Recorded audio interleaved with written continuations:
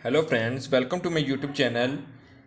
आज के इस वीडियो लेक्चर में हम डिस्कस करने जा रहे हैं न्यूटन्स लॉ ऑफ ग्रेविटेशन, जिसमें हम डिस्कस करेंगे इसकी डेफिनेशन को, मैथमेटिकल फॉर्म को और इसके हम यूनिट्स वगैरह को भी डिस्कस करेंगे कि ग्रेविटेशन कांस्टेंट जी के यूनिट्स कौन कौन से हैं।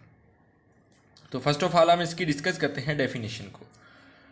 मान लीजिए कि स्टूडेंट हमारे पास क्या हैं, टू मासेस हैं m1 और मास m2। ये हमारे पास क्या है, टू मासेस हैं। एक को हमने नाम दे दिया मास m1 का और दूसरे को हमने नाम दे दिया मास m2 को। फर्ज करें कि स्टूडेंट्स इन दोनों मासेस के दरमियान डिस्टेंस क्या है, हम ले लेते हैं r ले लेते हैं। फॉर एग्जांपल इन दोनों मासेस के दरमियान डिस्टेंस r ले लेते हैं। तो न्यूटन्स लॉ ऑफ ग्रेविटेशन क्या कहता है कि अगर इन दोनों के दरमियान फोर्स ऑफ अट्रैक्शन हो, इन दोनों मासेस के दरमियान मास m1 और मास m2, क्योंकि gravitational force is a attractive force, so हम कह सकते हैं कि मास m1 और मास m2 के दरमियान अगर अट्रैक्टिव फोर्स हो और वो फोर्स क्या होगी, फोर्स होगी इन दोनों मासेस के प्रोडक्ट के डायरेक्टली प्रोपोर्शनल और इन दोनों के दरमियान जो डिस्टेंस है उसके स्केयर के इन्वर्सली प्रोपोर्शनल होगी। तो चलिए हम इसके मैथमेटिकल फॉर्म लिख के देख लेते हैं कि वो क्या कहती है कि gravitational force is directly proportional to the product of masses m1 और m2। ये हमने क्या लिख लिया, दोनों मासेस का प्रोडक्ट कर लिया, मास m1 और मास m2 का प्रोडक्ट कर लिया। ये किसके डायरेक्टली प्रोपोर्शनल है, फोर्स के डायरेक्टली प्रोपोर्शनल, यानी कि जितना ज़्यादा मासेस होगा उतनी ही ज़्यादा ग्रेविटेशनल फोर्स भी होगी।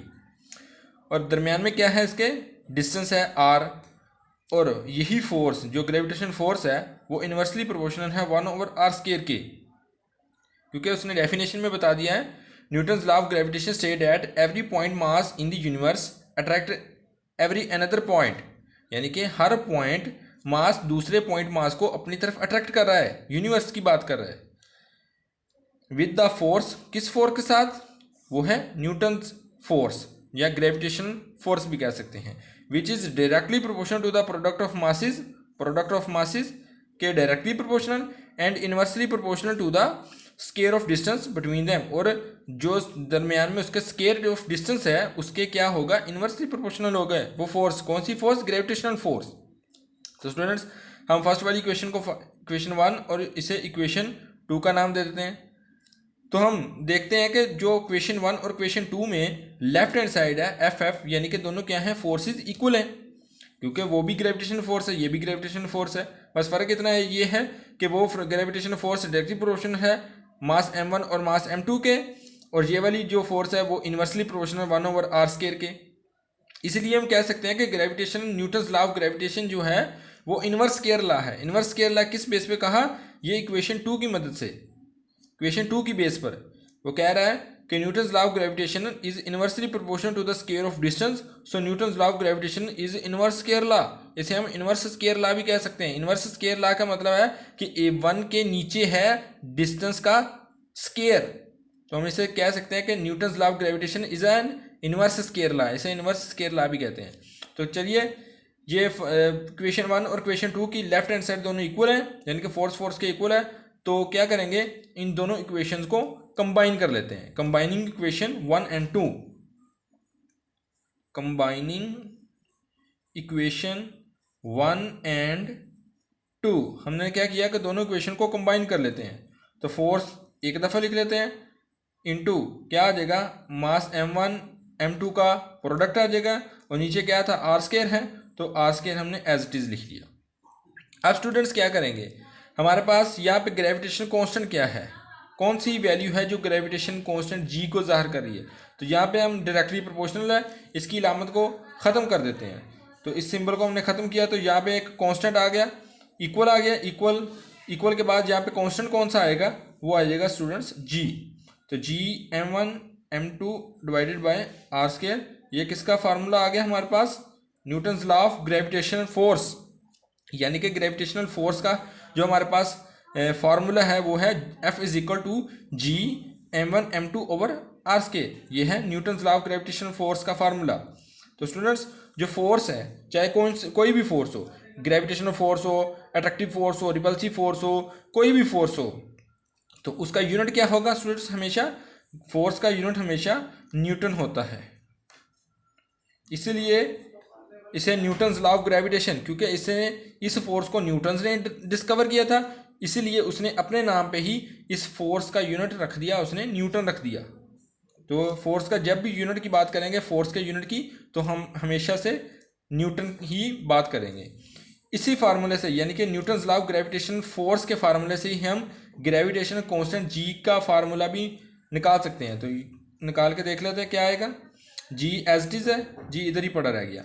ये स्टूडेंट देखें कि आर स्केयर नीचे क्या हो रहा है, डिवाइड हो रहा है, एफ के साथ क्या हो जाएगा, जाके मल्टीप्लाई हो जाएगा। F R square divided by, ये ऊपर मल्टीप्लाई हो रहा है, नीचे आके क्या करेंगे, फिर डिवाइड हो जाएगा, m1 m2 आ जाएगा, इक्वल टू किसका फार्मूला आ गया, ग्रेविटेशनल कांस्टेंट। या फिर इसे हम एक और नाम से भी रिप्रेजेंट करवा सकते हैं, यूनिवर्सल कांस्टेंट, यूनिवर्सल कांस्टेंट। या फिर इसे दूसरा नाम था इसका ग्रेविटेशनल कांस्टेंट, ग्रेविटेशनल कांस्टेंट। इसके टू नेम्स हैं, यूनिवर्सल कांस्टेंट भी कह सकते हैं, ग्रेविटेशनल कांस्टेंट भी कह सकते हैं। ग्रेविटेशनल कांस्टेंट की जो वैल्यू होती है वो कितनी होती है, वो स्टूडेंट इसकी फिक्स है वैल्यू, ये आपने एज इट इज़ याद रखनी है। वो क्या है, 6.67 इंटू 10⁻⁻11। और इसका यूनिट क्या आएगा, यूनिट आएगा Newton metre square per kg square. ये किसका यूनिट है, ग्रेविटेशनल कांस्टेंट या फिर यूनिवर्सल कांस्टेंट का, Newton metre square per kg square. अगर आपको स्टूडेंट्स इस यूनिट का नहीं पता चलता कि Newton metre square per kg square किस तरह आया यूनिट, तो आप इस फार्मूले की मदद से फाइंड कर सकते हैं। चलिए फाइंड करके देख लेते हैं। फोर्स का क्या यूनिट था, फोर्स का यूनिट था न्यूटन, तो हम न्यूटन लिख लेते हैं। आर डिस्टेंस है, तो डिस्टेंस का यूनिट होता है मीटर, ऊपर स्केयर है तो हमने स्केयर लगा दिया, ओवर मास m1 और मास m2 दोनों के यहाँ प्रोडक्ट हो रहे हैं, यानी कि इनका मल्टीप्लिकेशन है। तो मास का यूनिट होता है स्टूडेंट्स किलोग्राम, केजी होता है। तो केजी मास m1 और m2 दो मासेज हैं, तो इसलिए हमने क्या कर दिया, इसका स्केल लिख दिया। स्टूडेंट्स ये देख सकते हैं कि ये भी यूनिट जी का है, और ये हमने जी का यूनिट एज इट इज़ ही लगाया था, newton metre square per kg square, newton metre square per kg square. ये किसका यूनिट है, यूनिवर्सल कांस्टेंट या फिर ग्रेविटेशनल कांस्टेंट जी का। तो स्टूडेंट्स ये था हमारा आज का lecture Newton's law of gravitation, जिसमें हमने उसके डेफिनेशन को डिस्कस किया, उसकी स्ट्रक्चर को डिस्कस किया, उसका मैथमेटिकल फॉर्म और उसका जो ग्रेविटेशनल कांस्टेंट है वो उसका फार्मूला ड्राइव किया, और उसकी वैल्यूज हमने जानी कि आज उसकी वैल्यू क्या है। आपको ये जो क्वेश्चन है ये आपको 2 नंबर का आएगा। वो आपसे पूछेगा कि define Newton's law of gravitation, या फिर आपको ये भी पूछ सकता है कि डिफाइन इनवर्स स्क्वायर लॉ। तो तब भी आपने क्या है, कौन सा ही फार्मूला बताना है, कौन सा ही लॉ बताना है, न्यूटन्स लॉ ऑफ ग्रेविटेशन को ही डिस्कस करना है। आई होप को कि आपको इस टॉपिक की समझ आ गई होगी। अगर इसके मतलब कुछ भी क्वेश्चन हो आपके जहन में या आपके माइंड में, तो आप कमेंट में ज़रूर बता सकते हैं। Thank you very much.